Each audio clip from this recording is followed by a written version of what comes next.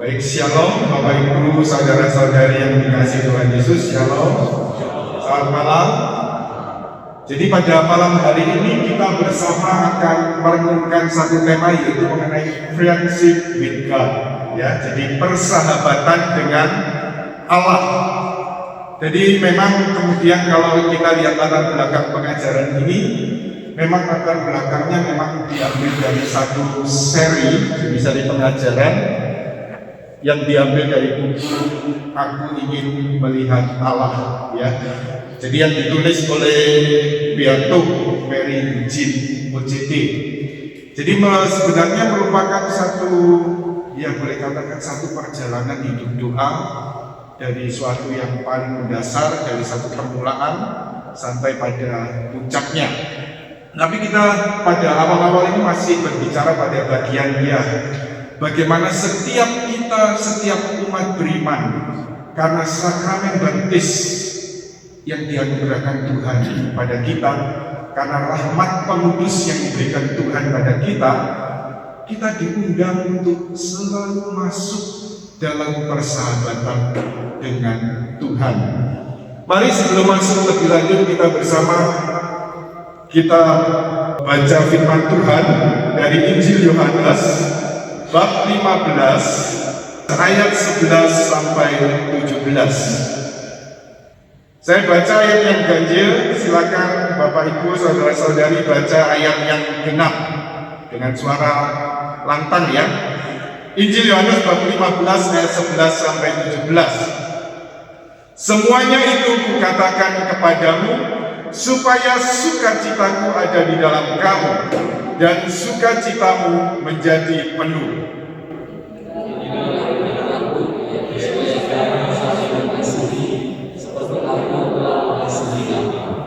Tidak ada kasih yang lebih besar daripada kasih seorang yang memberikan nyawanya untuk sahabat-sahabatnya.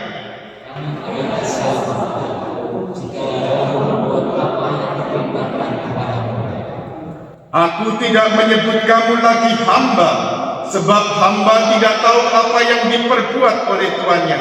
Tetapi aku menyebut kamu sahabat, karena aku telah memberitakan kepada kamu segala sesuatu yang telah kudengar dari Bapa-Ku.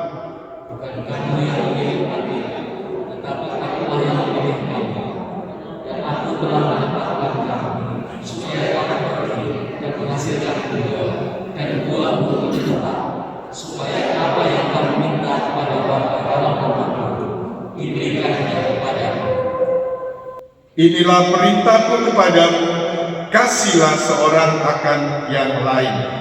Demikianlah sabda Tuhan. Terpujilah Kristus. Mari kita hadir sejenak, kita resapkan sabda Tuhan dalam hati kita.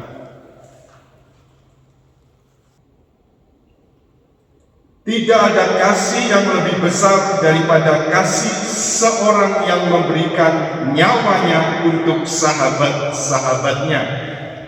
Kamu adalah sahabatku, jikalau kamu berbuat apa yang kuperintahkan kepadamu. Aku tidak menyebut lagi kamu hamba, sebab hamba tidak tahu apa yang diperbuat oleh tuannya. Karena aku memberitahukan kepada kamu segala sesuatu yang telah kudengar dari Bapa-Ku. Coba Anda rasakan firman Tuhan pada malam hari ini. Tuhan mengatakan pada setiap kita pribadi lepas pribadi, aku tidak menyebut kamu hamba, tetapi aku menyebut kamu sahabat. Kamu adalah sahabatku. Coba bayangkan Yesus yang berbicara kepada Anda secara pribadi, kamu adalah sahabatku. Boleh pejamkan mata sejenak. Bayangkan bahwa Yesus ada di dekat Anda atau di depan Anda. Yesus katakan, kamu adalah sahabatku.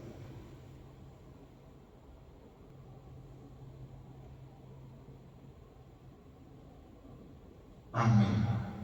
Terima kasih Tuhan. Jadi luar biasa, ya. Mungkin teks kitab suci ini, Injil Yohanes ini sering kita dengar atau sering kita baca.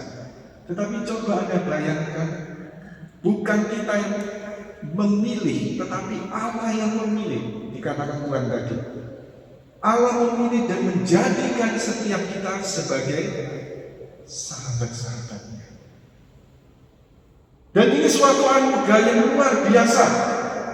Dan sebenarnya ini anugerah yang diberikan Tuhan melalui sakramen baptis yang Tuhan berikan pada kita. Bapak Ibu saudara-saudari terkasih, pada malam hari ini mari kita belajar secara khusus dari apa yang kemudian diajarkan seorang pujangga gereja, bahkan kemudian oleh gereja, oleh para pimpinan gereja, oleh Paus, digelarkan Mater Spiritualium, jadi bunda hidup rohani, yaitu dari Santa Teresa Avila, Santa Teresa Avila atau Santa Teresia dari Yesus. Jadi dalam hal ini, ya satu latar belakang, karena ini sebuah seri, sebenarnya saya mulai mengajarkan ini juga ada dalam seri di channel YouTube Jalan Doa ya. Jadi kalau sebelumnya Anda ingin mengikuti dari permulaan, silakan untuk seri ini ya, dari channel YouTube Jalan Doa. Nah, jadi dalam hal ini latar belakang di sini kalau ada gambar istana ya, gambar puri, ini saya ceritakan ya, karena hampir kalau misalnya saya diundang persekutuan doa, boleh katakan saya mengajarkan seri ini ya supaya artinya apa? Ada sesuatu yang baru, sesuatu yang berbeda yang mungkin juga dikenal oleh umat Katolik ya, bahwa ini kekayaan rohani yang luar biasa yang diberikan Tuhan dalam gereja Katolik. Orang bisa ngomong macam-macam tentang gereja Katolik, tetapi kita harus bersyukur. Karena apa? Tuhan memberikan satu kekayaan rohani yang luar biasa. Jadi ini merupakan pengalaman Santa Teresa Avila. Satu ketika dia diberikan tugas oleh pimpinannya untuk membuat tulisan tentang doa. Ya, jadi kemudian membuat tulisan tentang doa oleh pimpinannya, lalu kemudian oleh Bapak Pengakuan. Ya. Pada awalnya ketika pimpinannya Pater Gracia lalu memberikan perintah ini, dia awalnya merasa berat. Karena apa? Dia sudah tulis panjang lebar dalam satu buku yang disebut Riwayat Hidup. Tetapi memang buku itu pada zaman itu karena memang sangat ketat. Ya ibaratnya saya katakan badan sensornya gereja begitu ya, badan inkuisisi. Jadi buku itu lama ditahan inkuisisi ya. Tetapi kemudian pimpinannya memerintahkan supaya kami membuat. Ya kemudian rasa dengan dia satu rasa berat, apalagi kemudian juga ada sakit di kepala, lalu kemudian juga harus tulis apa lagi. Tetapi kemudian akhirnya Bapak Pengakuannya ternyata juga memerintahkan yang sama. Akhirnya mau gak mau harus taat. Yaitu hidup seorang religius begitu ya, jadi taat saja. Nah kemudian dia bawa dalam doa, dan kemudian dalam doa itu dia mengalami satu vision, yaitu vision tentang jiwa dalam keadaan berrahmat. Ya ini gambarannya ya, kira-kira gambarannya seperti itu. Dalam vision itu dia melihat jiwa-jiwa dalam keadaan rahmat, jiwa yang sudah dibaptis ini ya, sungguh begitu luhurnya martabatnya, sungguh betapa mulianya. Jadi artinya satu gambaran seperti bagaikan seperti istana kristal yang keindahannya tidak pernah dijumpai di dunia ini. Karena latar belakang Teresa Avila seorang kuat dari keluarga bangsawan ya. Jadi dia keluar masuk istana itu sudah biasa ya di Spanyol sana ya. Tapi dia kemudian melihat ini suatu istana yang luar biasa. Istana ini kemudian dari kristal yang begitu indah, pada pusat istana itu berdiamlah sang raja Sri Baginda, yaitu Allah Tritunggal Maha Kudus. Nah istana ini gambaran apa? Jiwa kita, jiwa yang dalam keadaan berrahmat, jiwa yang telah ditebus oleh darah Tuhan kita Yesus Kristus. Jadi istana ini ada 7 ruangan dan itu menggambarkan satu perjalanan dari satu ruang masuk ke ruang berikutnya, masuk ke ruang berikutnya. Nah, kalau pada bagian yang lalu kita ada sudah berapa seri berbicara tentang pengenalan diri, kemudian kerendahan hati. Ini sebagai satu fondasi yang penting. Tetapi sekarang kita akan belajar mengenai jalannya. Bagaimana jalan masuk ke puri ini? Bagaimana jalan masuk ke istana batin ini? Tidak lain melalui apa?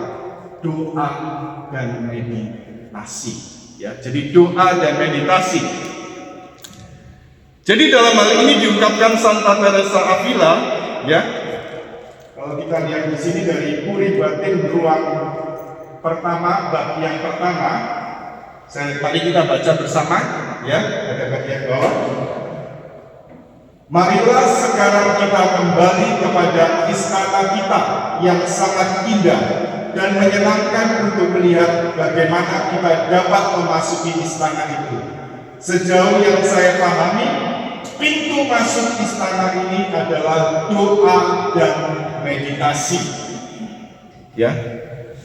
Jadi di sini yang ditekankan Santa Teresa Avila, jalan masuk untuk kemudian mengenal Tuhan, mengasihi Tuhan, bersatu dengan Tuhan di dalam jiwa kita ini, yaitu melalui doa dan meditasi. Nah, bagi orang Katolik yang namanya hidup doa ini gimana? Makanan sehari-hari enggak? Tiap hari kita dipanggil untuk berdoa, ya. Jadi tiap hari kita dipanggil untuk berdoa. Nah, jadi ketika Santa Teresa Avila berbicara tentang doa batin, ya. Jadi doa batin yang secara khusus dia ajarkan, ini merupakan pintu masuk untuk masuk dalam istana jiwa dan juga untuk membawa kita masuk dalam kesempurnaan. Jadi dalam hal ini doa, kita lihat di sini, ya, tidak hanya merupakan latihan khusus dari praktek hidup rohani. Jadi dalam hal ini, kalau kita bicara tentang doa, sebenarnya doa ini mencakup segala-galanya, ya. Bukan hanya kadang-kadang saya dengar, ojo doa toh, kamu juga harus berbuat baik, harus pelayanan, harus kemudian ya melakukan ini, melakukan itu, ya. Tetapi ini satu pengertian kadang-kadang kalau ada ungkapan seperti ini, soal jangan doa toh, ojo adorasi toh, kamu harus berbuat baik, harus melakukan karya amal, karya cinta kasih, pelayanan dan sebagainya. Ini satu pandangan yang terbatas, ya, pandangan yang sempit. Seolah orang memisahkan kehidupan doa dengan hal yang lain-lain. Tetapi seharusnya ketika kita berbicara tentang hidup doa, maka doa ini juga mencakup seluruh kehidupan kita sehari-hari. Baik, ya, ibaratnya doa ini, ya, apa itu, ya, mendorong, ya, menjadi pendorong, menjadi penyemangat kita untuk pelayanan, untuk berbuat baik, untuk bekerja, untuk menghayati hidup berkeluarga, untuk melakukan, ya, tugas dan pekerjaan sehari-hari. Apapun, ya, penyangkalan diri, bacaan-bacaan rohani, karya-karya.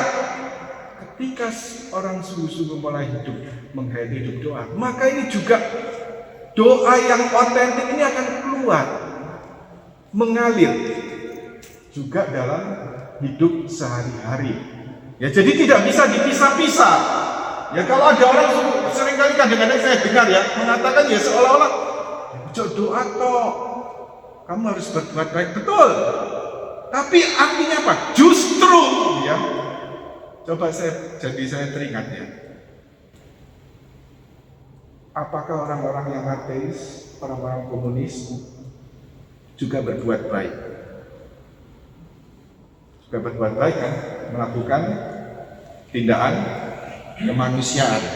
Benar enggak, ya? Yang tidak bertuhan.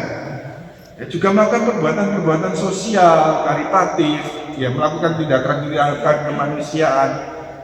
Nah, kalau artinya apa? Hanya perbuatan baik yang menjadi dasar, maka apa bedanya seorang Kristiani dengan orang-orang ateis? Benar nggak? Kan sama-sama berbuat baik kan? Sama-sama melakukan tindakan sosial, kemanusiaan, dan sebagainya kan? Tetapi dalam hal ini yang harusnya membedakan, justru di sini yang harus membedakan adalah apa? Kita melakukan perbuatan baik, kita melakukan karya amal, karya kasih, bakti sosial, pelayanan, dan macam-macam hal lainnya. Juga bahkan dalam keseharian kita, pekerjaan, hubungan dengan sesama, dan sebagainya.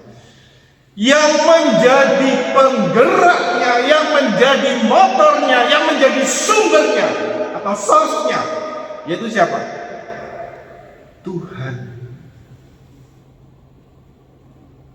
Di mana itu kemudian kita, ya boleh katakan sumbernya adalah suatu relasi kehidupan bersama Tuhan dalam doa. Jadi dalam hal ini kemudian yang kedua yang ditekankan Santa Teresa Avila, jalan doa ini untuk semua jiwa yang merindukan Allah secara mendalam. Ya pada hari ini kan PD-nya dilayani dengan KTM ya.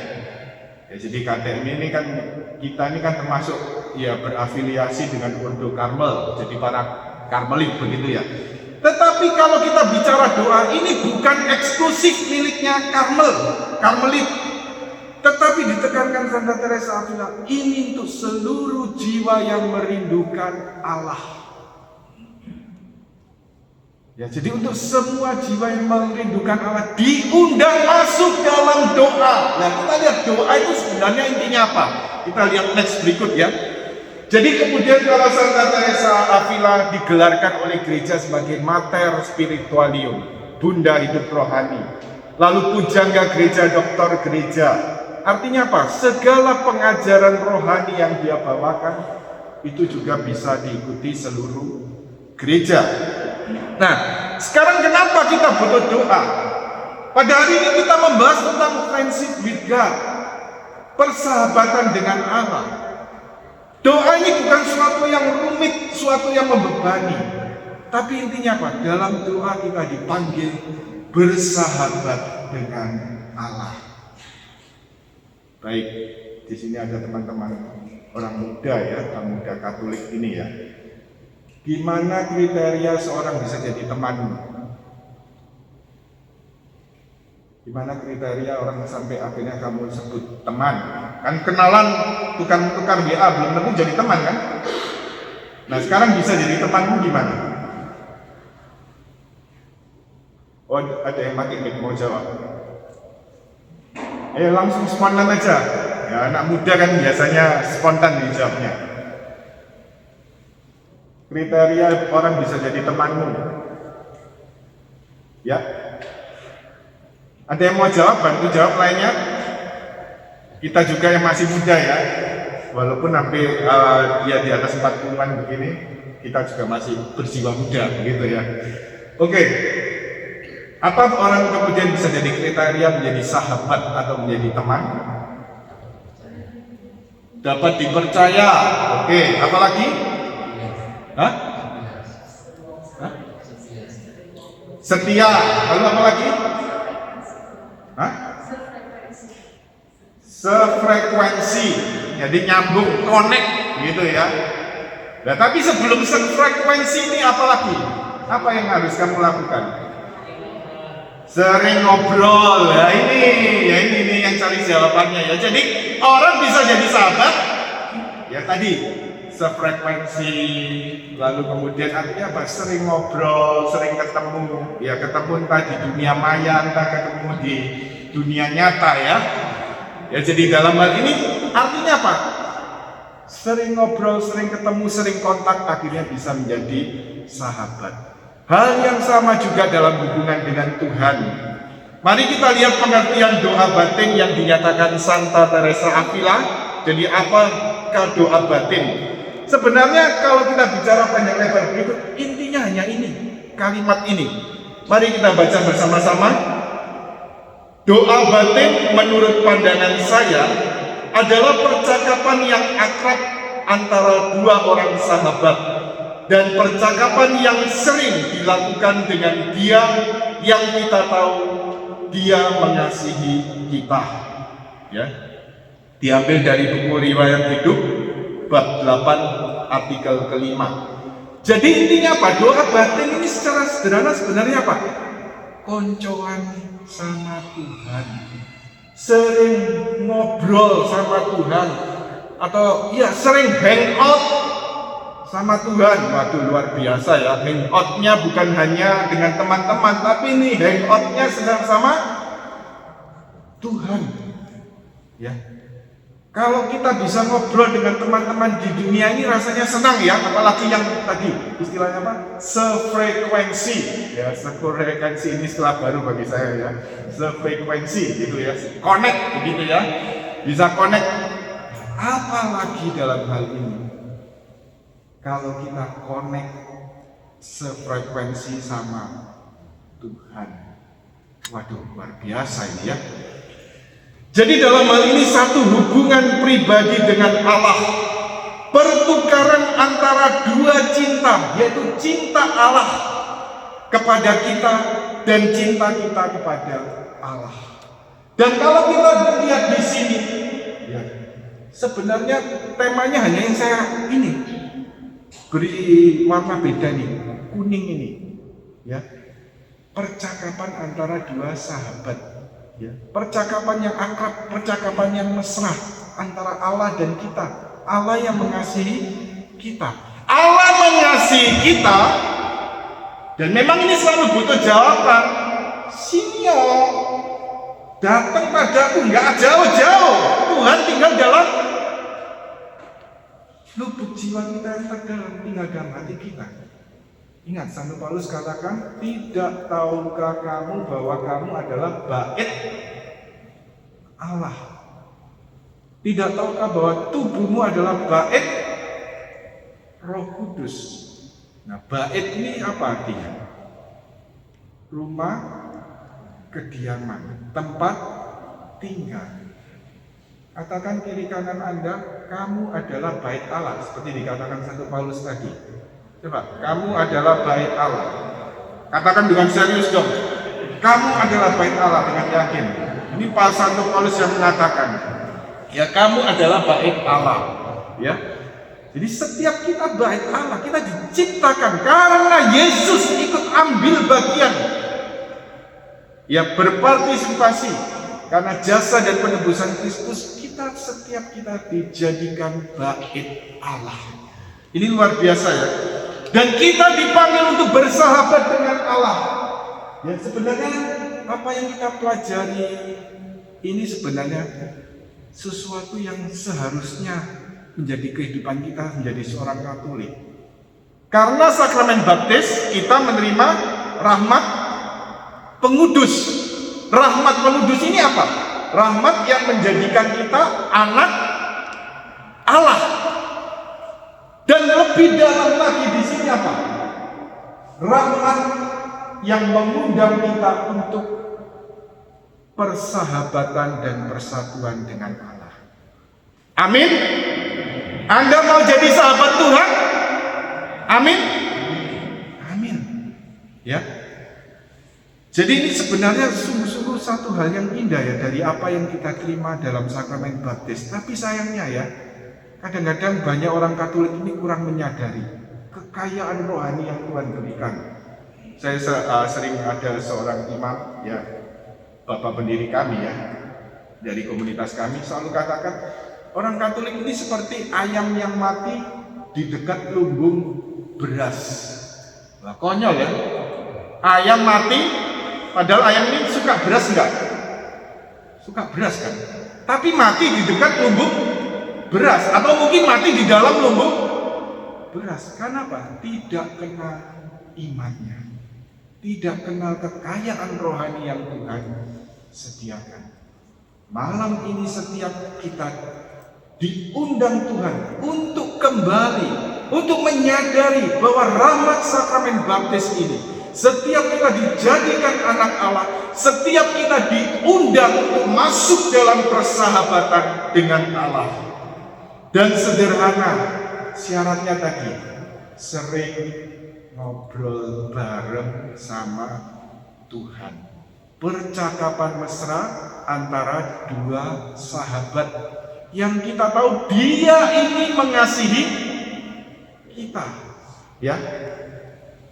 Jadi dalam hal ini, ya, Allah mengasihi kita dan kita mau membalas dengan kasih. Aliran kasih ini yang terus kita, yang kemudian oleh Santa Teresa Avila disebut doa batin. Jadi saling mengasihi. Kita berikan apa? Sarangi oh Tuhan, sarangi oh Yesus. Ya, jadi kita sarangi oh sama Yesus, Yesus sarangi oh juga sama kita. Ya, satu aliran kasih terus menerus. Inilah yang kemudian sebenarnya pengertian doa batin. Dan memang ya luar biasanya ya. Saya juga artinya apa? Dengan mempelajari apa yang diajarkan ditulis oleh Beato Mary Eugene OCD ini, saya sendiri mengenal karena saya pernah bertanya, waktu itu pernah ketemu seorang pater, kebetulan beliau ditugaskan sebagai pembimbing rohani ya, jadi untuk para pembimbing untuk novisiat dari Karmel UCD di daerah mana, Kupang di situ ya. Jadi orang India, jadi beliau ini orang India. Nah tapi ya Indonesianya sangat fasih ya, bahasa Indonesia sangat fasih karena sudah lama di sini. Waktu itu saya pernah tanya, loh Pater, kalau UCD ini, jadi Karmel UCD ini kalau doanya sehari-hari, kalau doa hening itu doa apa? Ya beliau katakan, ya sudah doa saja, doa saja.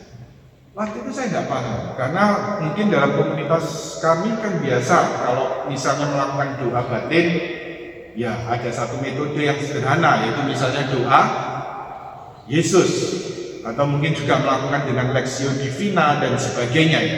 Tapi ini doa saja, ya sederhana, doa saja. Tetapi kemudian ketika mempelajari dari apa yang diajarkan Santa Teresa Avila, rupanya tidak, Santa Teresa Avila tidak mengajarkan satu metode yang baku. Jadi apapun ya bisa kita lakukan, doa vokal, bahkan Bapa Kami, doa yang paling sederhana, itu juga dapat menjadi doa batin. Ya, menjadi satu doa yang juga akan membawa kita ke kedalaman hubungan persahabatan dengan Allah. Ya. Jadi dalam hal ini kita lihat doa batin adalah persahabatan dengan Allah, Allah yang hidup dan tinggal dalam diri kita. Jadi dalam hal ini memang Santa Teresa Avila tidak terlalu menekankan suatu metode atau cara, walaupun kemudian ada satu kesempatan dia juga menulis tentang doa terpusat, tapi intinya apa? Terus memusatkan perhatian pada Tuhan yang hadir dalam hati kita, terus menerus menyadari Tuhan yang hadir. Jadi berkaitan dengan doa batin ini, coba Anda tangkap satu kalimat ini, percakapan mesra antara dua orang sahabat. Tangkap kalimat ini, hafal kalimat ini, terapkan kemudian dalam hubungan dengan Tuhan.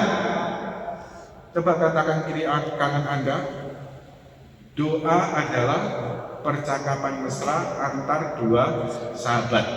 Coba katakan kiri kanan Anda, supaya iling. Dengan cara-cara begini supaya ingat. Ini satu kalimatnya kan terus diulang-ulang. Persahabatan dengan Allah, ya. Nah, jadi dalam hal ini doa batin ini akan dipengaruhi oleh watak, usia, perkembangan yang berbeda, atau kemudian mengambil bentuk bisa intelektual, afektif, atau bahkan ya yang sangat sensitif. Jadi setiap orang ya gambarannya seperti ini. Ada orang suka gambaran Tuhan sebagai gembala, benar enggak? Gembala berarti menggambarkan dirinya seperti apa? Domba yang nggak kelihatan matanya, rada rabun, ya binatang domba itu rada rabun matanya. Lalu kemudian Tuhan menuntun, Tuhan melindungi, ada segala puas, Tuhan melindungi. Lalu kemudian seperti Teresa Avila menggambarkan Tuhan Yesus ini seperti apa? Sri Baginda. Ya, dia selalu menyebut dalam karya-karyanya Allah sebagai Sri Baginda. Atau kemudian seorang kudus yang lain, anak rohani dari Santa Teresa Avila, Santa Teresia Lisieux, seperti anak kecil di hadapan Allah. Jadi dia kemudian selalu artinya apa? Yesus seperti papa. Ya, dia seperti anak kecil. Ya, gambaran seperti itu ya. Jadi bisa mengambil sesuai watak, usia, latar belakang, ya kemudian segi-segi yang mungkin sensitif. Ya, temukan. Anda menjalin persahabatan dengan Tuhan, coba Anda temukan bagi Anda secara pribadi, siapakah Tuhan? Siapakah Tuhan secara pribadi bagi Anda? Tiap orang beda-beda, tidak apa-apa, nggak harus sama. Bahkan suami istri pun nggak sama, nggak apa-apa. Temukan Tuhan bagi Anda secara pribadi siapa? Ya, jadi kemudian juga, ya. Hidup doa ini dipengaruhi juga disposisi batin yang berubah-ubah, lalu variasi kehidupan, kesedihan, sukacita, penyakit, kelelahan, aktivitas, dan sebagainya. Jadi dalam hal ini ketika berdoa memang membutuhkan waktu yang terbaik yang bisa Anda persembahkan untuk Tuhan. Ya. Tetapi memang doa ini akan dipengaruhi macam-macam hal. Saya barusan mendengarkan sharing, ya ada yang kemudian menggunakan waktu opname di rumah sakit, ya sudah akhirnya dia pakai, anggap aja itu sebagai retret pribadi, gitu ya. Atau kemudian ya ada temannya kena COVID, ya daripada bengong nggak karuan, diam aja tambah stres, akhirnya dia pakai, ya sudah waktu-waktu itu untuk banyak doa, ya. Jadi walaupun gejala ringan, gejala berat, kemudian kan isoman begitu ya dia pakai waktu itu untuk banyak doa, ya. Ya tetapi artinya, ya berdoa sebisanya kalau orang dalam kondisi lemah, kondisi sakit, ya memang nggak bisa dipaksa. Tetapi kalau kita yang sehat, ambillah waktu secara khusus juga untuk berdoa. Tadi, ya supaya bisa bersahabat dengan teman-teman kita di dunia ini, kita perlu ngobrol bareng, kita perlu sering ketemu. Berikan dan persembahkan waktu yang terbaik untuk Tuhan. Satu catatan dalam hal ini, karena memang Santa Teresa Avila tidak memberikan satu cara atau metode yang sangat ketat untuk doa ini, tetapi dalam situasi apapun, ya kita tetap berusaha setia. Nah ini muncul ya tadi, persahabatan ini ternyata perlu kesetiaan, ya setia dan tetap berusaha untuk bertekun dalam persahabatan dengan Tuhan. Apapun kata orang gini gitu, oh ini begini ya, barusan kita dengar macam-macam di sekitar kita, mungkin di dunia sosmed. Tetapi artinya apa? Tetaplah berdoa, tetaplah menjalin persahabatan dengan Tuhan. Jadi dalam hal ini tidak ada yang baku dalam doa batin. Cara dan doa yang terbaik, di mana doa itu dapat mempersatukan jiwa kita dengan Allah dan memberikan makanan rohani untuk perkembangan dan kegiatan. Jadi yang pertama artinya apa? Bahwa melalui doa ini, walaupun tidak ada satu metode yang kaku, tidak ada yang baku, tetapi kita lihat selalu tujuannya, yaitu apa? Untuk hidup dalam persahabatan dengan Tuhan. Coba kita sekali lagi saya mau memberikan gambaran. Kita sama teman-teman ini kan nyantai kan? Kita bisa cekakaan, cekikian ya. Begitu lepas masa COVID ini, ya saya sendiri mengalami juga reuni SD, reuni SMP, reuni SMA. Ya, semua ngajak reuni setelah 2 tahun dikurung. Ya gambarnya 2 tahun dikurung ini, lalu kemudian semua mau ketemu, reuni dan sebagainya. Lalu cerita-cerita yang menyenangkan pada masa-masa yang mungkin SD dan sebagainya. Nah, tetapi artinya apa? Hal yang sama bisa kita lakukan terhadap Tuhan. Katakan apa saja, kepada Tuhan, apa yang mau Anda katakan. Jadi dalam hal ini doa batin adalah doa yang sangat sederhana. Jadi kalau saya bicara doa batin, sebenarnya dalam gereja kita berbicara tentang jenis doa.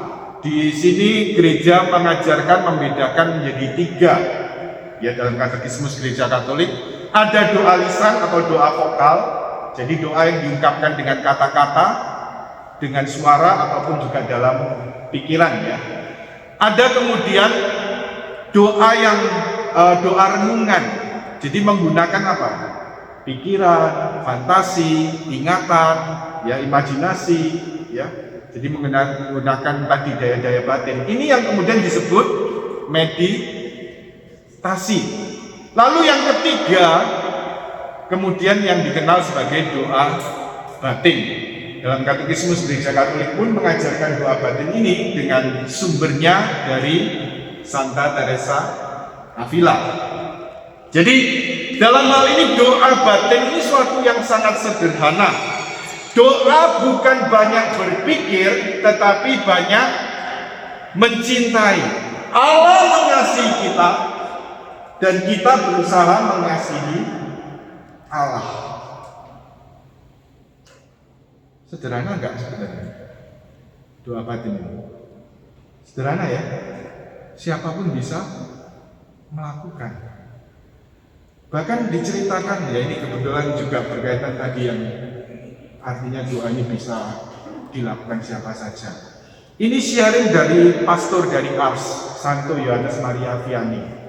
Ya, beliau seorang pastor yang suci dan dikenal sebagai istilahnya ya maaf, pastor yang bodoh. Ya, waktu sebagai frater, sebagai seminaris, ya boleh katakan nilainya ini selalu upgrade-an, selalu di-upgrade ya oleh pengajar-pengajarnya. Karena apa? Dia ini bodoh tapi apa? Pendoa, saleh ya. Lalu uskupnya sampai kemudian berbicara dengan pimpinan seminari waktu mau mentabiskan dia dengan apa? Untuk menjadi imam. Sangat hati-hati, sangat bingung juga. Karena apa? Khawatir ini karena kalau kebodohannya ngajarnya atau kemudian korbannya nanti ngawur, begitu kan? Sudah, akhirnya karena dia ini seorang yang saleh, walaupun bodoh ya, tapi kemudian apa? Ditabiskan kan menjadi imam, tapi ditaruh tempat terpencil.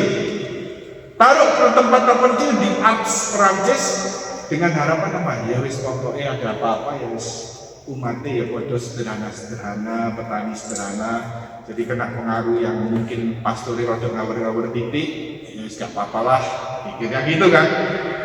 Tetapi Tuhan bekerja luar biasa, pastor yang sederhana tetapi pendoa ini. Kemudian boleh katakan desa yang kecil dan terbelakang ini, tetapi dalam waktu relatif singkat begitu banyak orang berbondong-bondong datang ke Ars. Apa? Untuk apa? Untuk minta sakramen pengakuan dosa dari Santo Yohanes Maria Vianney, dari pastor dari Ars ini. Tetapi yang saya ceritakan ini, saya sharingkan kesempatan ini cerita dari sharing dari Santo Yohanes Maria Vianney. Bagaimana di tengah kesibukan melayani di ruang pengakuan, tetapi setiap pagi setelah misa dia serahkan diri untuk ya interaksi dengan umat, melihat-lihat umat. Dia lihat banyak orang kemudian kebanyakan ya setelah misa doa pasti pakai buku atau kalau enggak pasti pakai rosario. Tapi kemudian yang menarik perhatiannya, ini ada seorang petani sederhana, dia benar-benar petani sederhana orang desa ya. Tapi tiap kali doa hanya memandang tabernakel. Dari hari ke hari dia amati itu, sampai akhirnya pastor ini bertanya pada petani dari Ars ini, kalau orang lain doanya pakai buku dan juga pakai rosario, loh kamu kok doanya hanya diam, hanya memandang tabernakel? Apa yang kamu doakan? Petani sederhana ini menjawab apa? Saya memandang dia. Ya, jadi menunjuk tabernakel, Yesus yang hadir dalam tabernakel. dan Dia memandang saya. Sangat sederhana, tapi ini satu intuisi dari kehidupan doa batin, dari kontemplasi. Ya, ini pun apa yang dialami petani ini disiaringkan Pastor dari asli dikutip gereja dalam katekismus, ya, berkaitan dengan kontemplasi. Ya, sekarang artinya kemudian, ya, karena buku ini ditulis oleh Pater Mary Eugene OJD dengan mengambil sumber dari 3 pujangga gereja, yaitu Santa Teresa Avila, Santo Yohanes Salib, dan Santa Teresia Lisieux. Dan kemudian akhirnya kita lihat bagaimana pada bagian penutup doa batin ini dia mengungkapkan apa yang diungkapkan Santa Teresia Lisieux, jadi anak rohani, jadi generasi berabad-abad kemudian sesudah Santa Teresa Avila dan Santo Yohanes Salib mengenai doa batin. Ini ungkapan Santa Teresia Lisieux, mari kita baca bersama. Bagiku doa adalah mengangkat hati, suatu pandangan ke arah surga, suatu ucapan syukur dan cinta yang diucapkan, baik dalam suka maupun duka. Singkatnya, doa adalah sesuatu yang luhur, adikodrati, yang memperluas jiwaku dan mempersatukannya dengan Allah. Kadang-kadang apabila aku berada dalam suatu kekeringan rohani, sehingga tidak satu pikiran baik pun timbul ada padaku, aku berdoa perlahan-lahan doa Bapa kami atau Salam Maria, dan doa-doanya sudah cukup untuk mengeluarkan daku dari diriku dan menyegarkan daku secara mengagumkan. Jadi dari buku Kisah Suatu Jiwa atau autobiografi Santa Teresia Lisieux. Jadi doa ini suatu, boleh katakan sederhana. Ketika kita lihat dalam situasi apapun sehari-hari, kita teringat Tuhan. Kita mengarahkan pandangan, pikiran, hati kita kepada Tuhan. Kita ingat Tuhan. Oh ya Tuhan, terima kasih. Aduh Tuhan, masalah ini kamu adalah. Itu suatu doa. Ungkapan-ungkapan spontan dari dalam hati. Itu suatu doa. Ya, memang kalau berkaitan doa Yesus, satu metode doa batin, yaitu cukup menyerukan nama Yesus, memanggil nama Yesus, tarik nafas Y, hembuskan nafas sus, tarik nafas Y, hembuskan nafas sus. Ini terus berusaha mengingat Tuhan, menyerukan nama Tuhan. Nah, tetapi kemudian karena Santa Teresa Avila tidak pakai metode atau cara, ya saya mengikuti ya sesuai pengajaran dia, ya. Tetapi kalau saya pribadi, ya saya banyak ya melakukan aktivitas doa yaitu dengan doa Yesus, merasa satu tarikan ke sana. Sekarang kita lihat penyadaran dalam doa, ya. Baik, kita baca bagian bawah dulu ya, apa yang diungkapkan Santa Teresa Avila dalam Puri Batin ruang pertama, pasal 1, artikel ke-7. Mari kita baca bersama-sama. Sejauh dapat saya pahami, pintu untuk masuk ke Puri ini adalah doa dan meditasi. Tidak saya katakan bahwa doa dengan akal budi lebih baik daripada doa lisan. Karena kalau memang itu adalah doa, pastilah itu akan disertai dengan meditasi. Kalau seorang tidak ingat kepada siapa dia berbicara dan untuk apa dia berbicara dan siapa yang sedang memohon dan kepada siapa dia memohonnya, saya rasa tidak bisa dikatakan bahwa dia berdoa walaupun mulutnya terus komat kamit. Pengertian yang kira-kira bisa ditangkap sangat sederhana. Kalau kita merasa tiap hari berdoa, tapi kita tidak sadar apa yang kita doakan, tidak sadar kepada siapa kita berdoa, atau tidak sadar siapa kita di hadapan Tuhan, sebenarnya apa? Walaupun mulutnya komat kamit terus, kita belum berdoa. Apalagi kalau kemudian ya ada orang dengan bangga mungkin sharing, oh saya bisa rosario 15 menit. Aku percayakan Allah Bapa yang Maha Kuasa pencipta langit. Bapa kami yang ada di surga, dimuliakanlah namamu. Salam Maria, penuh rahmat Tuhan serta terpujilah engkau di antara wanita. Ini kalau mengikuti pengertian Santa Teresa Avila, berarti ini apa? Belum doa. Ya. Karena itu perlu 3S. Saya meminjam ungkapan rekan pengajar ya, waktu juga mengajarkan tentang Uri Batin, ya dia memakai pada bagian ini memakai istilah 3S. Ya dari apa yang diungkapkan Santa Teresa dari Uri Batin ya, kita lihat kita perlu 3S ini. Yang pertama apa? S apa? Sadar kepada siapa dia berbicara atau kita berbicara. Ya, sadar kepada siapa? Siapanya besar ya. Sadar untuk apa dia berbicara. S yang kedua.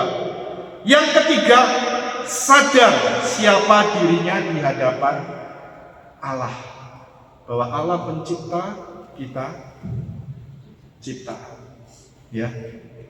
Sadar kepada siapa dia berbicara.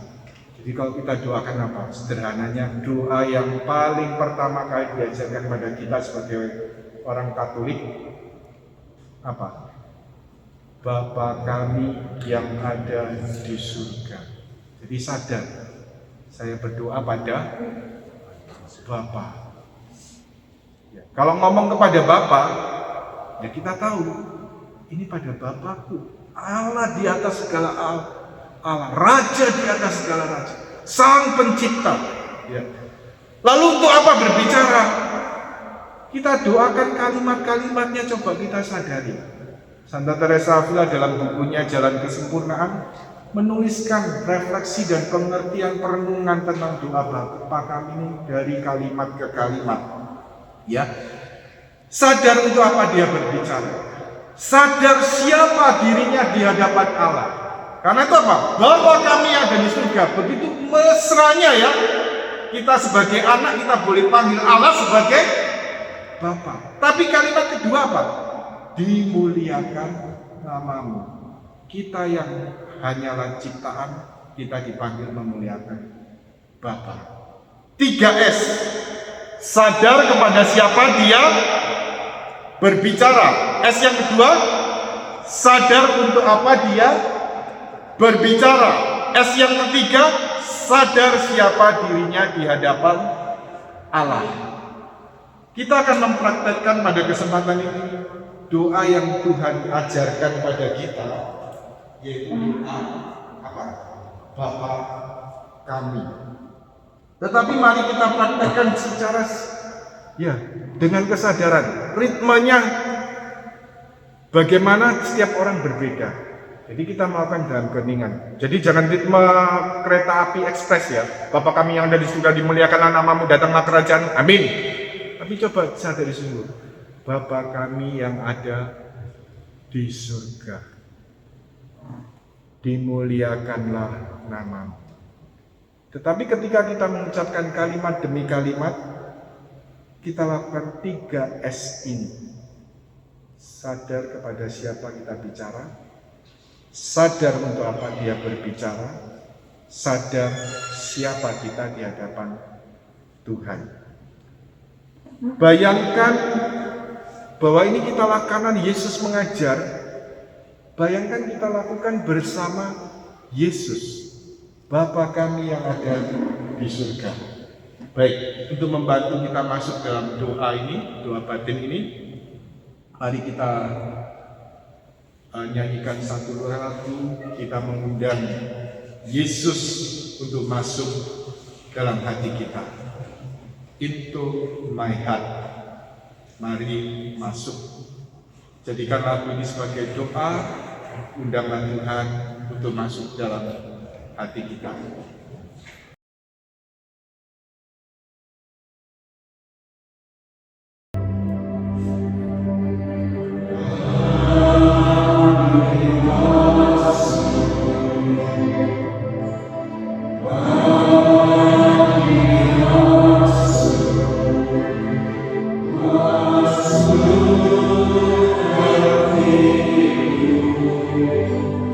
Yeah.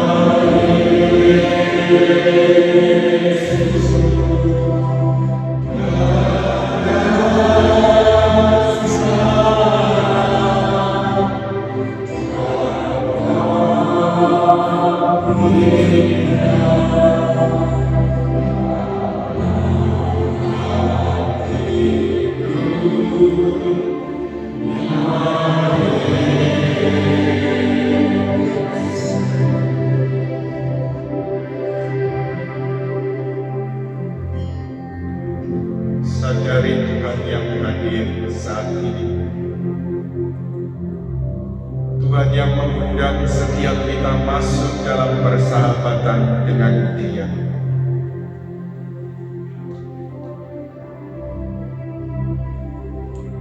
Doa bukan sesuatu yang membebani, bukan sesuatu yang berat. Tetapi doa adalah suatu persahabatan dengan Allah. Allah mengasihi kita. Kasih-Nya tetap dan abadi, tidak pernah berubah. Dan kita berusaha menjawab kasih-Nya dengan mengasihi Dia. Bukalah hatimu, biarkan dirimu dikasihi oleh Tuhan, dicintai oleh Tuhan. Mari saat ini, seperti halnya para murid yang berdoa kepada Tuhan dan Guru kita, Tuhan, ajarlah aku berdoa. Mari kita doakan secara perlahan-lahan dalam hati kita. Doa yang Tuhan ajarkan kepada kita. Dengan kesadaran siapa yang kita ajak berbicara, apa yang kita bicarakan, dan siapa kita di hadapan Tuhan. Mari kita mulai mendoakan Bapa kami dalam hati kita.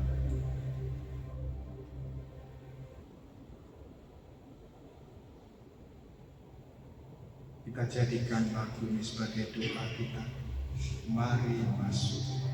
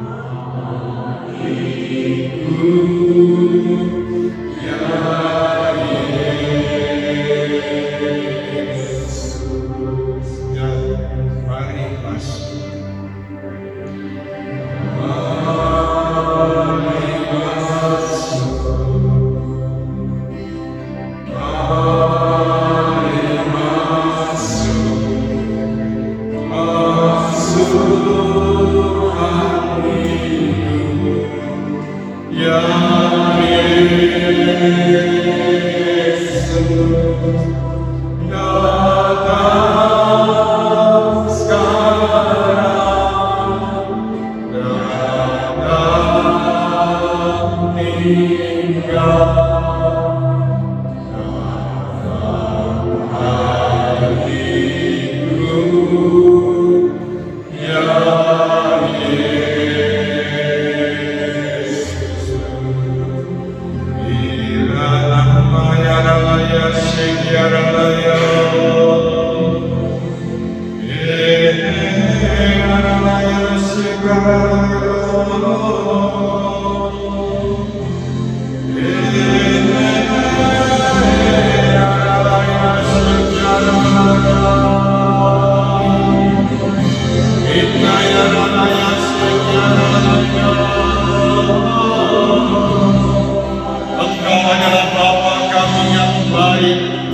Bapa yang mengasihi kami anak-anak, biarlah curahkan kasih-Mu yang tanpa batas atas kami masing-masing.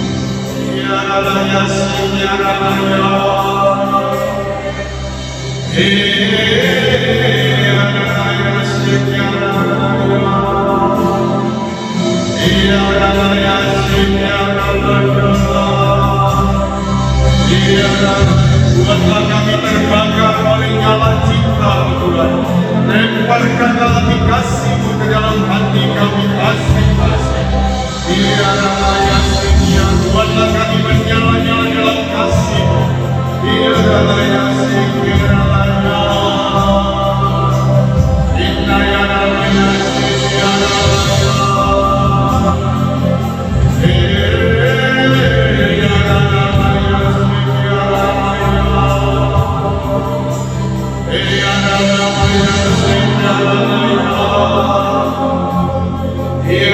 ya turunkanlah kasih-Mu atas kami Tuhan. Biarlah kami sungguh-sungguh mengalami secara pribadi kasih-Mu itu. Biarlah ya kasih kebapaan-Mu ya Allah kami. Biarlah masih biarlah ya Rasul ya Allah ya. Biarlah ya Rasul biarlah ya.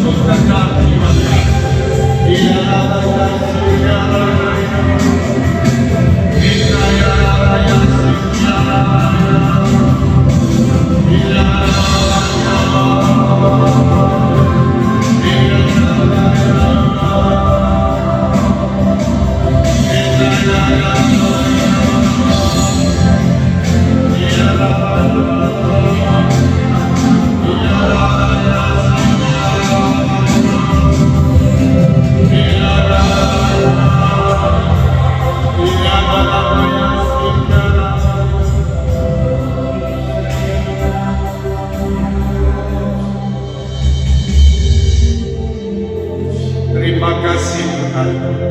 Terima kasih Kau mengundang setiap kami anak-anak untuk boleh sungguh-sungguh masuk dalam hubungan pribadi dengan, dalam persahabatan dengan. Kami tahu Tuhan, kami percaya sebelum kami dapat merindukan Engkau, Engkau telah merindukan kami masing-masing. Tarik setiap kami Tuhan untuk datang kepadamu, untuk menjalin persahabatan denganmu. Ini kami Tuhan. Terima kasih yang kami bukan apa-apa di hadapan-Mu. Kami hanya debu dan abu di hadapan, tetapi telah Engkau angkat sedemikian rupa dengan keluhuran martabat dan yang mulia. Terima kasih Bapa, Engkau jadikan kami anak-anak-Mu. Engkau jadikan kami sahabat-sahabat. Terima kasih. Terima kasih. Syarana masikiara layarana masikiara layarana masikiara Saya merasa ada beberapa orang yang dalam hari-hari ini akan semakin menyadari semakin dalam bahwa dia akan dijadikan sahabat Tuhan. Tuhan mengundang kau untuk selalu masuk dalam persahabatan dengan Tuhan melalui doa-doamu. Bersyukurlah kepada Tuhan. Juga ada yang selalu takut, selalu khawatir. Saat ini dijamah Tuhan. Tuhanlah kekuatan dan andalan. Bersandarlah hanya kepada-Nya. Bersyukurlah kepada Tuhan. Terima kasih. Terima kasih. Terima kasih.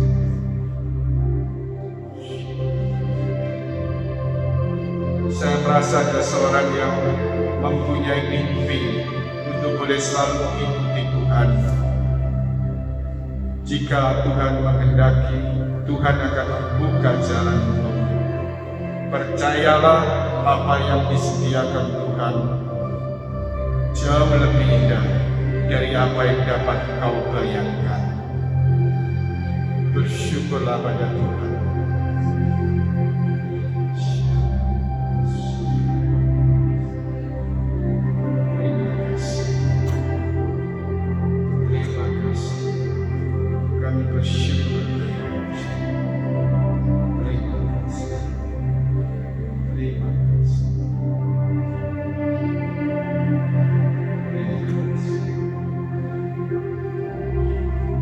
Katakan apa yang hendak kau katakan tanpa satu cara atau metode tertentu.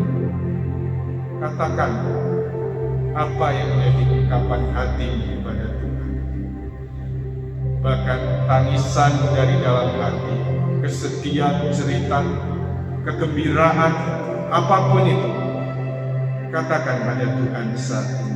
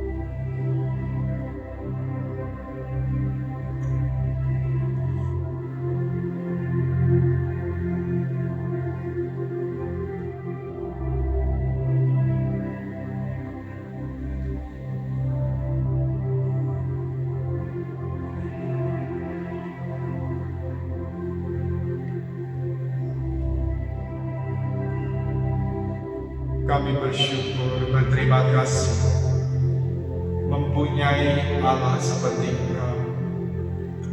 Kami boleh memanggil-Mu Aba, Bapa. Terima kasih ya Bapa surga. Biarlah oleh kasih-Mu semata-mata kami boleh hidup menjadi anak-anak dan hidup dalam persahabatan dengan-Mu. Tariklah kami untuk selalu berjalan dan berjalan, untuk semakin dalam mengenal, mengasihi dan bersatu dengan-Mu. Terima kasih. Terima kasih untuk panggilan yang luhur dan mulia yang Kau nyatakan.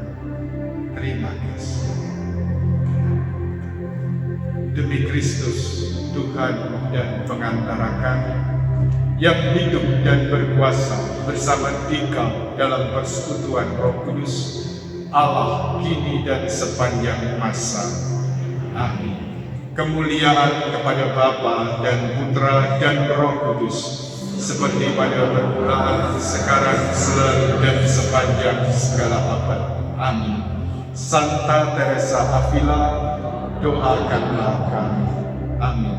Dalam nama Bapa dan Putra dan Roh Kudus. Amin. Los Carmen.